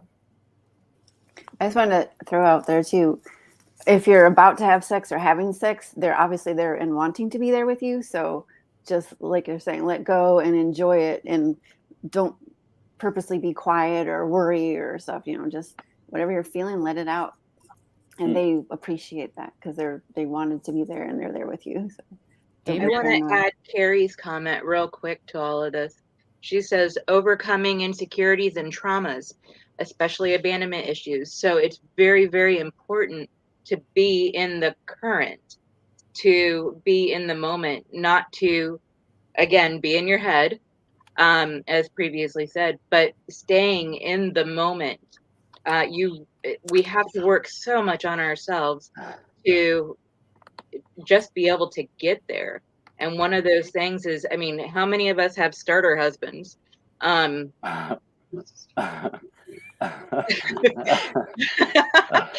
So all of that comes with trauma. Even when it ended amicably, it still comes with some sort of trauma. It comes with a little hang up on why you didn't succeed. So if we can deal with our traumas, stay in the current, then we have a lot better chance of being successful in that arena. I'd like to put a cherry on that sundae. May I? Yeah, of course. So this is the shortcut to it. Are you ready? So, ladies, you have to understand. I'm assuming a lady asked that question. How do you be more sexual? If you understand that men attach, connect instantly to your energy, how you feel is what we pick up. If you're happy, we're happy. If you feel good, it feels good. I want to be close to you. If you stress, if you tense, we step back. You see this with your husband, you see it with everybody at work. When you're good, we're good. But get this. Whatever size you are, tall, short, big hips, big butt, whatever, right? If you beat yourself down for this, it will kill your self-esteem. It will keep you sensual energy. However, if you train a little bit, if you get that dress, if you put those heels on, you get your hair done, whatever. Are you ready? So simple. When you feel sexy, ladies, when you feel sexy, like you feel sexy, you are freaking sexy. And this is what men are like, whoop, right there. So it's not your height, it's not your blonde hair, it's not your dark hair, it's not your long, it's how you feel. The energy you emit is what we pick up. And again, doesn't matter if you can get yourself to feeling sexy, whatever it is for you, whatever it takes you, boom, and watch men respond, especially the one in your house. Just say, shortcut. Man, Cheat can you codes. confirm? Man, can you confirm? Man, the men have to confirm this. Absolutely. I saw all of them shaking their head. Yes. That's as so you said that. simple. Very simple. How you feel is how we feel with you. And I'll give you a little brain hack. Okay. Brilliant. I'm going to roll this back over to men, but I'm going to give you a little brain hack. Get you some sticky notes. Put them on your mirror. I am sexy. I am hot. I am sensuous. And every morning when you're brushing your teeth, just read that to yourself. Every morning, every night you brush your teeth, read it, read it, read it. What it does is it creates a subliminal message in your brain, and you start feeling and believing what you're constantly telling yourself day in and day out. I do this for men all the time to help them with the same type of issues. And what happens is they put them sticky notes on the mirror. First of all, it's an act. You got to go, fuck, I'm going to write a sticky note, put it on the mirror. Well, you got to put your self-esteem down a little bit just to put the sticky note up there. But then while you're brushing your teeth and you're telling yourself this, it's going in and you're starting to believe it. And I'll give you an example. We were in Costa Rica, this woman named Maria. She was probably 68 years old. Everywhere we went, she was always dressed to the nines, always had her high heels on. And I'm like, I cannot believe I'm lusting this 68-year-old woman. She's so fucking sexy. I can't stand it. And we would walk in and these young men would just be, their mouths dropped. And they were just like, yes, ma'am, how may we help you? Every government office we went into, she stopped the traffic. She believed she was a goddess. She was. And she was a goddess. And her energy just exuded like a stripper everywhere we went. I'm telling you, it was amazing. So hack your own brain. Put that damn sticky note up there and start telling yourself you deserve to be sexy and be sexy. I love it. I'm going to back up the goddess comment. big proponent of putting it out in the universe, and then we'll come back to that for sure. You put that out there, that's the right thing. All right, so we have but roughly about 20 minutes, half hour left, and I believe just in case somebody missed it because they ran to go get a drink, make sure to get the link, because we'll be in Zoom tomorrow and we'll have the breakouts with everyone individually to where you can spend some quality time with them. And I think to go around and have everybody tell a little bit about what their breakouts are going to be like, so everybody knows what to expect for tomorrow night. And, great and powerful laws, if you want to bring them up as they go around, by all means, I'm sure that'll be the cue. I will do it. I will spotlight everybody. It's going to be a great thing. And if everyone, when you're speaking about what your breakout session tomorrow is going to be about, for those of you watching or listening in on Facebook or YouTube or on the StreamYard, go ahead and talk to your friends. This is coaching that you would normally pay top dollar for. You're going to get direct access to some of the most, impressive and leading coaches on the market. So it's free. You don't have to pay for this. Tell your friends. They will thank you, especially the ones that you think should be in a relationship that are not. You want to call those ones and get them in here because they'll really benefit from what they're going to get exposed to tomorrow. And the worst case scenario, you get a friend who finds a relationship based on the coaching they get. So it's kind of a win-win no matter what you do. That would be my invitation to everyone. Don't step over the value that you're going to get here tomorrow. Best nation is donation. Don't forget that. Cue them up, big guy. Okay, who wants to go first? Who would like to talk about this session? Let's start off. I'm going to go in the order that's on the screen here. So, Trevor, I'm going to spotlight you, and you can give us what your breakout room is going to be about tomorrow. Okay, so the breakout rooms topic, content, material is really a bunch of what we talked about today, all of us, and big props to everybody. You hit on some great subjects and super interesting and controversial stuff, and I'm going to get into all of that. As I said in my intro, I got married for the first time at 51. I think because I cracked my own code. I did the work. I practiced a lot of what everybody is saying right tonight, and based on all of those years and all those dates and all of the heartache and heartbreaks and breakups and boyfriends, I've amassed quite a collection of wisdom and observations and experiences. And I know a little bit about the human condition. I know a lot about men, and I know a lot about love. And I know even more about being your best self, as cliche as a saying as that is. There's some truth to that, because that ultimately is your most winning quality. It's not charisma. It's not confidence as much as it is, I think, conviction. And I think that's what I was trying to say in the last comment I made, about having conviction about who you are and what you have to offer. So in my breakout session, we're going to talk about the keys and the code and the combination to being your best self, to finding love, and to finding yourself, which is very much a part of the formula. It's about finding who you are first and being willing to ask yourself the hard questions, facing the hard truths. I think the definition of self-love is the ability to take a look at yourself. And that's not easy for people, but it's a start. It's where we start. It's the launching point. So I hope you join me tomorrow night. And yes, Gary was right. This is all super high quality information that I use with my clients. We talk about all this stuff. I'm going to share it with you. It really comes down to some very, very simple concepts of action, acceptance, effort, and surrender. Those are really, to me, the foundations, the pillars on which everything is built. Love, success, personal growth, friendships, everything is really knowing you.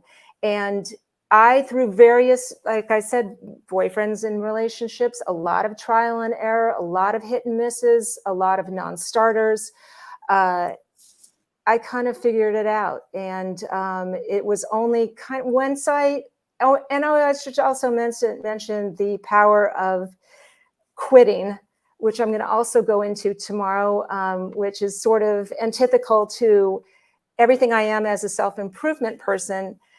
There is some power in quitting, and I'm going to show you how to effectively do that. We're going to talk about online dating. We're going to talk about dating IRL. We're going to talk about releasing and surrendering and how to do that. We're going to cover it all. And I really look forward to having you join me because this is sort of my wheelhouse. I am, as I said, I come from the world of fitness. So I see dating and love sort of through the lens of sports and fitness. And I find that it is so applicable to so much about how we function and how we put forth effort in life. So see you back here tomorrow night, and looking forward to seeing you all there. Thank you. IRL has nothing to do with the racing circuit in real life, just in case the texting, I don't know piece. So there is a question in the comments, just as you guys go through them. And Treva, this first one is for you. I promise it's easy.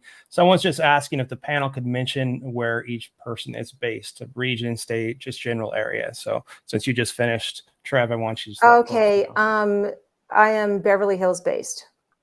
Cool. All right.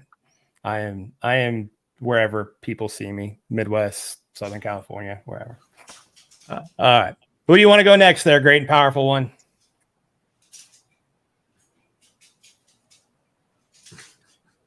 I don't know. There it is.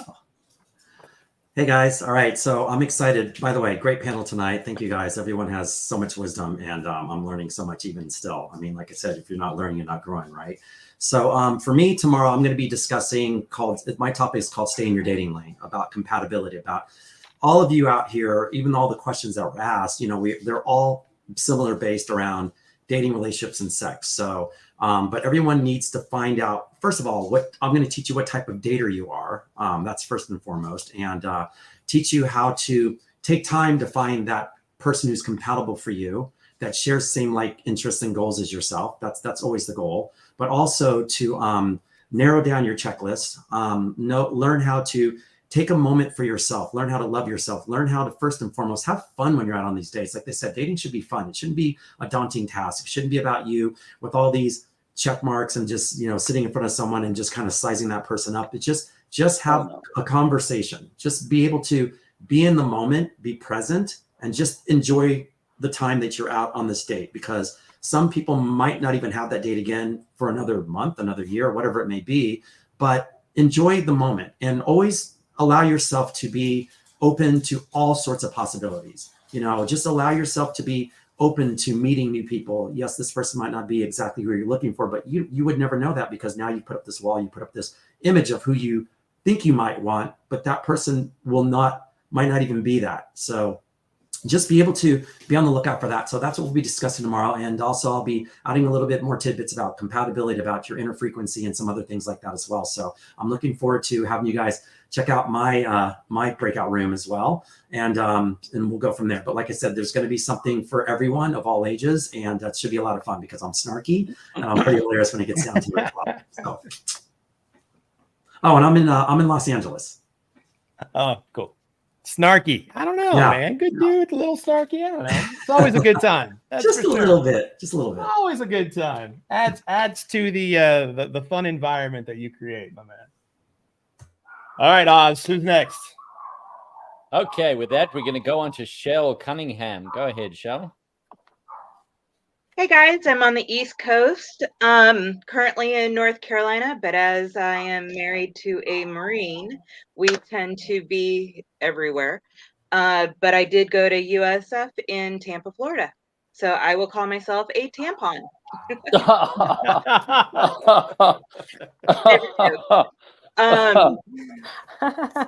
Let's see. Tomorrow we are exploring the G-spot.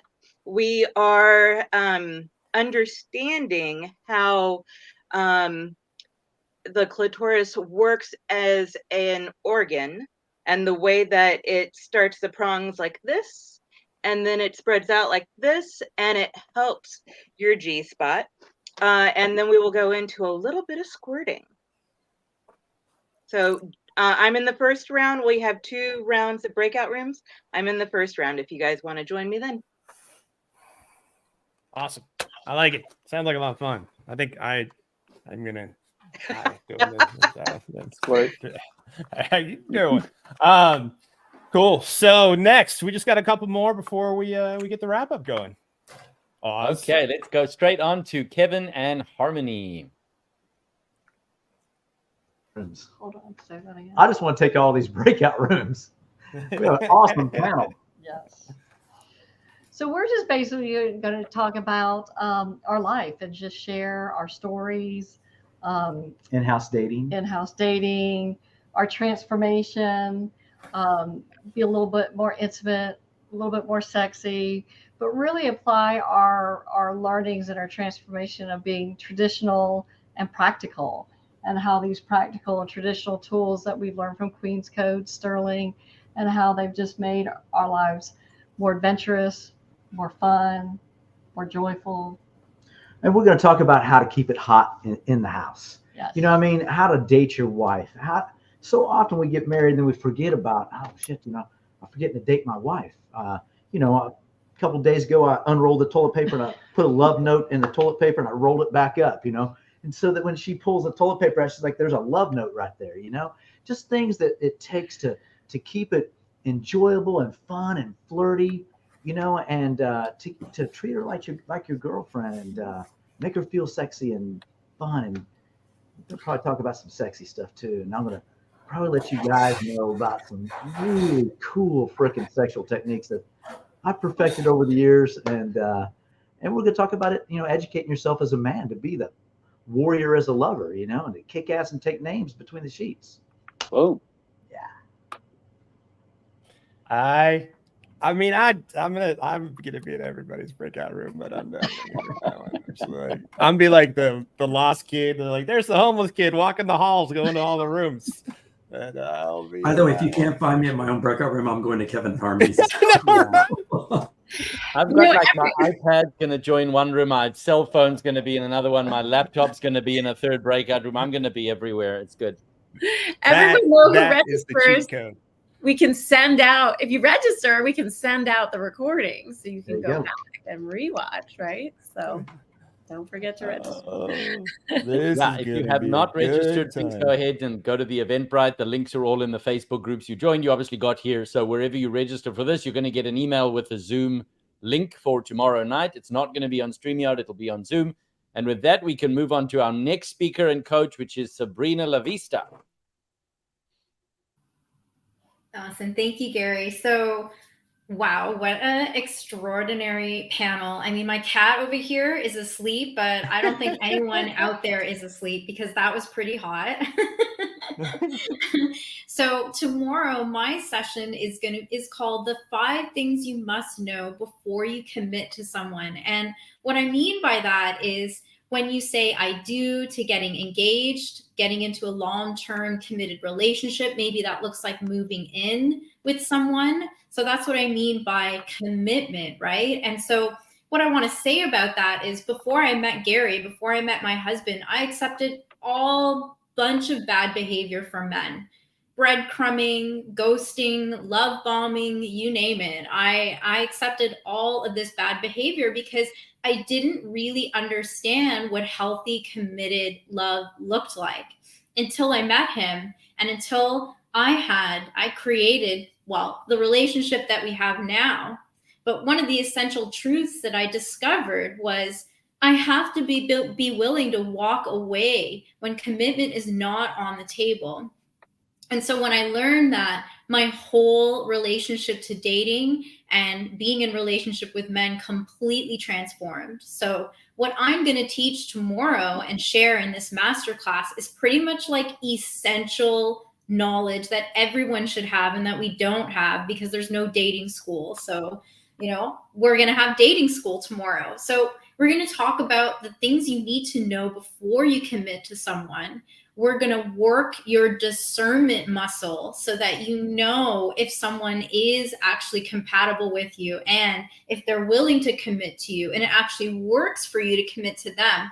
And we're going to talk about how to attract that soulful, connected partner into your life. So that's my session tomorrow. I'm in the first half and I can't wait to meet you there and share.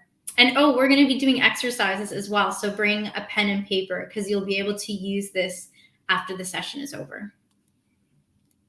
But nobody's going to be sore or anything like that. There's not going to be like, No curls. Okay. All right. Just wanted to make sure. Okay. Different type of exercise. I didn't get the memo. Yeah, I know. I hear you. I know, Andre. I know what you're saying over there. You're like, dude, get some in and out and stop talking, Chris. I know. Gary, just get me off the screen, please. Jeez. Okay, so tomorrow, just to confirm for everyone, it's going to be 8 p.m. Eastern, 5 p.m. Pacific. We'll start at exactly the same time as this session, but it'll be on Zoom, and you'll get that link via email. We're going to go on to the next person who we're going to introduce, which is Andre Paradis from California. Go ahead, Andre. Yes, thank you. So I'm in Los Angeles tomorrow. I like the Q&A. I mean, I like the breakout rooms for Q&A. Like, people will show up to things like this and they want what they want. So even though I have a plan, I want to teach you boys, guys, and men, ladies. Men, I'll teach you girls, chicks, girls, and women. Temperament. If you're gonna, by the way, what I teach is how to build a healthy, long-term, satisfying love relationship. If you want to hook up, if you want to know how to pick up chicks, that's not what I do.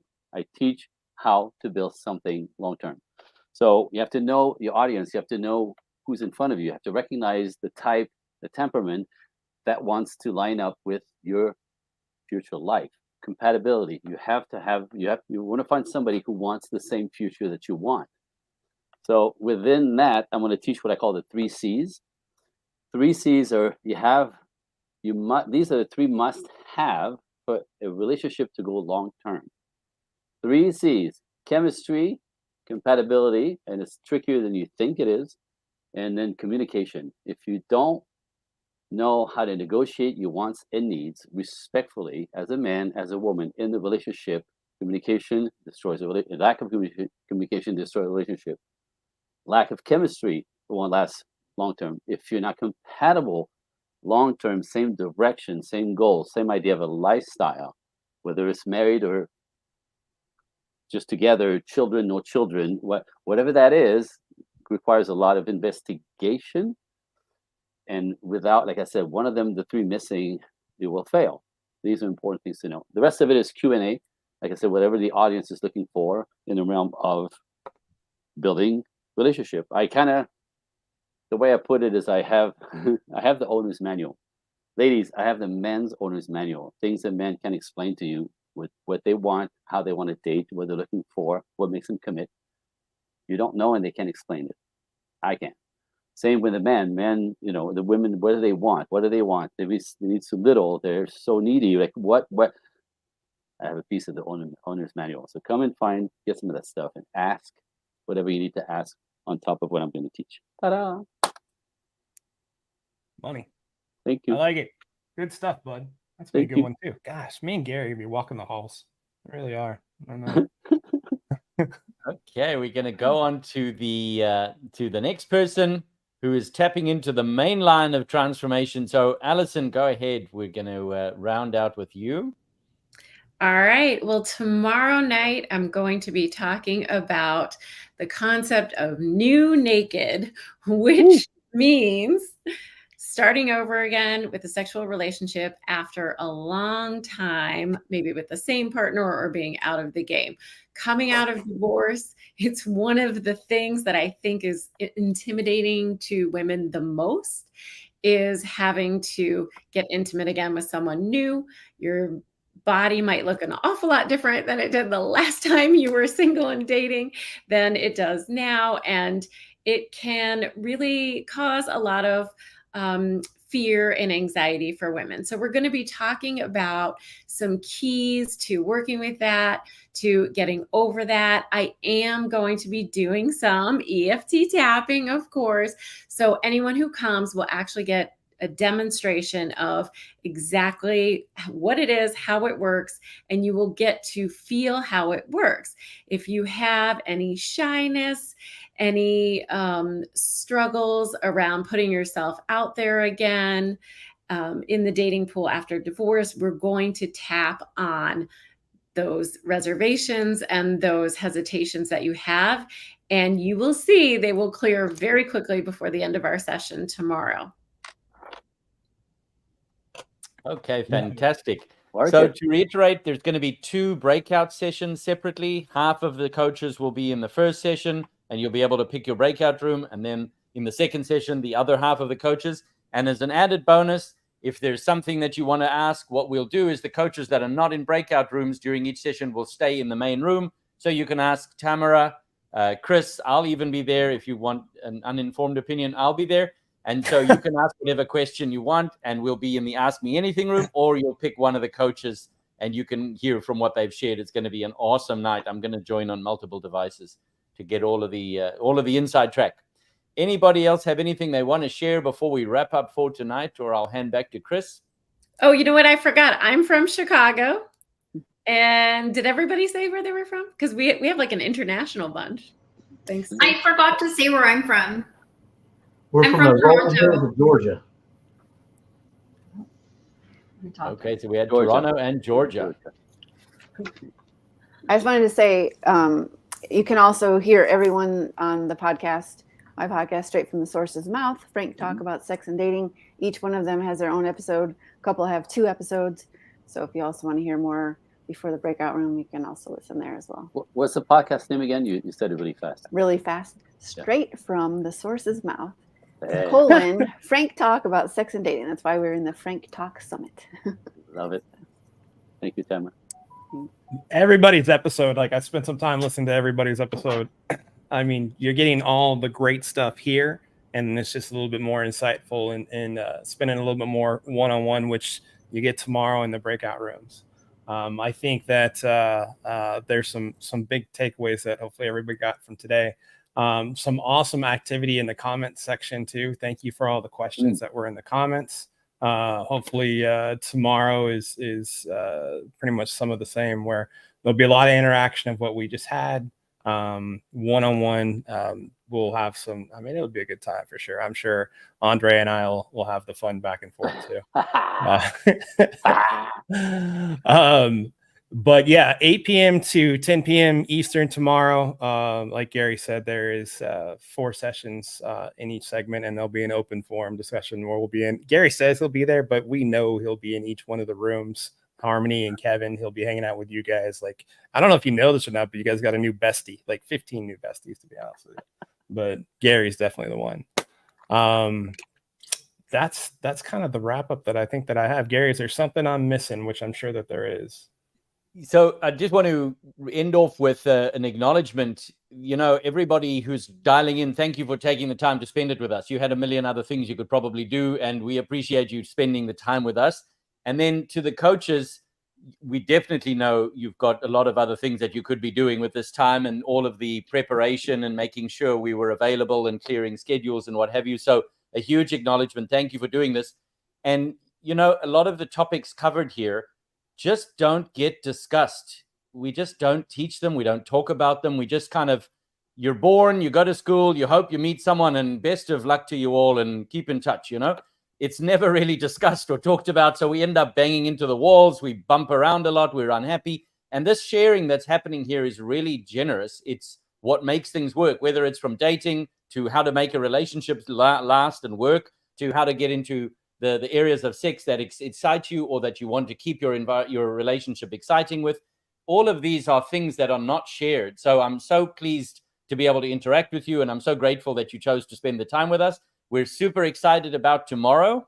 So go ahead, get the email. You're going to get the Zoom call, the Zoom link, and we'll see you all there. Thank you to everyone for joining. It's been fantastic, and we will catch you all tomorrow on Zoom at 8 p.m. Eastern. Thank you. Beautiful. Okay.